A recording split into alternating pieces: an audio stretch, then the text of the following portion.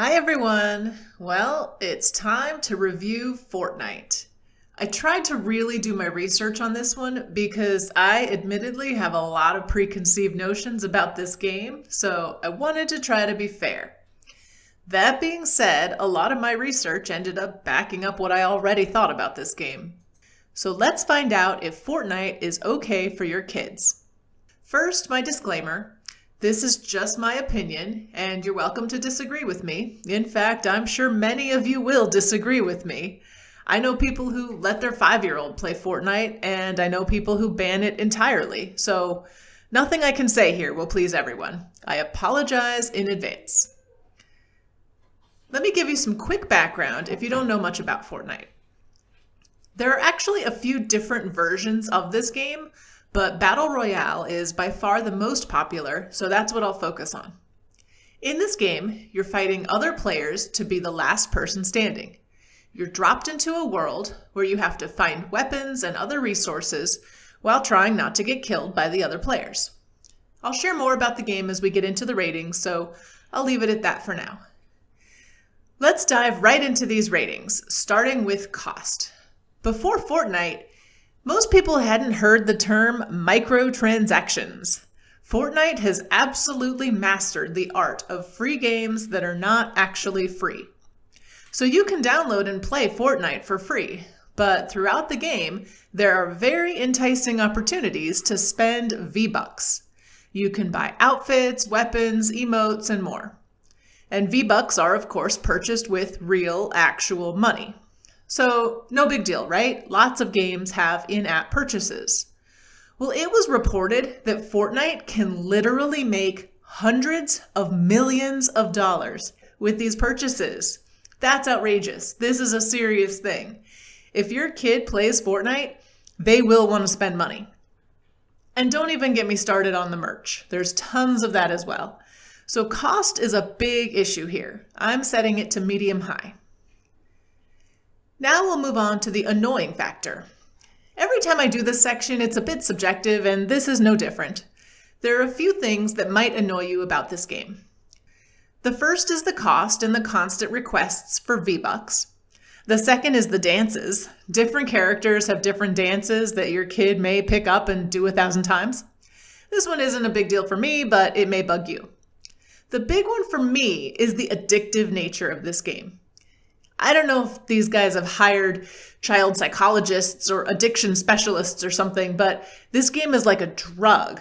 Kids playing in the middle of the night, hiding their phones under their desk to play at school. It's non-stop. You'll have to plan some limits if you do let your kid play this game, because chances are really high that they will be hooked. Based on that, I'm going to set the annoying level for me to medium. On to sex. There isn't sex or nudity in this game, but I do have one pet peeve when it comes to sex here. When you pick the character you're going to play as, a lot of the female characters have over-sexualized bodies and outfits. I remember when we first heard about Fortnite, my son was about 8. I was super uncomfortable with how the characters looked, as my little boy is establishing what he thinks about men and women. Anyway, since this is the only issue with sex, I'll set this between a low and a medium. Moving on next to language. There isn't much bad language in the game itself, but since Battle Royale is inherently multiplayer, you have text chat and voice chat to worry about, where your kid can hear some inappropriate stuff from strangers or even friends. Now here's where I learned something new in my research. Fortnite has parental controls that are actually pretty helpful. You can include a PIN that you have to type in every time you accept a friend request. You can limit who they can chat with for both text and voice chat. There's a profanity filter, and you can even use the parental controls to limit purchases. So, good job, Epic Games. I didn't realize you had this. Given these capabilities, I'll set language to low. The final category is violence. This is a game with weapons, including guns. The entire premise of the game is to kill the other players. On the other hand, when you shoot a player, there's not blood or gore, so that's good. but it is a whole lot of shooting, and I really hate shooting games. I'm on the fence between setting this to medium or medium high.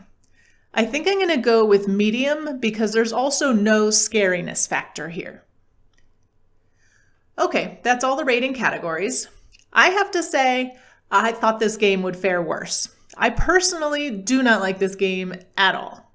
You can see from the ratings, there's not one single glaring problem. It's just a lot of little things that add up. I don't like how addicting it is. I don't like the microtransactions, or the shooting, or the sexualized characters. I don't like the multiplayer aspect, although the parental controls help that a bit. I just would much rather my kid play Minecraft or Roblox or lots of other games. Also, this game is rated T for teen, so it's pretty outrageous that some people think this is perfectly fine for 5-year-olds. I think there are plenty of other gaming options for younger kids, so I'm going to say Fortnite is okay for 11 and up. Now, I know some of you are going to come at me in the comments, and I get it. I'm not actually stopping you from playing, so it's fine to disagree with me. I will add that a few other reviewers mentioned that this game is good to help kids learn teamwork, so at least that's one good thing. In general, though, I just still think it's an addictive money-making factory for Epic Games. But just my opinion. If you like the game, go ahead.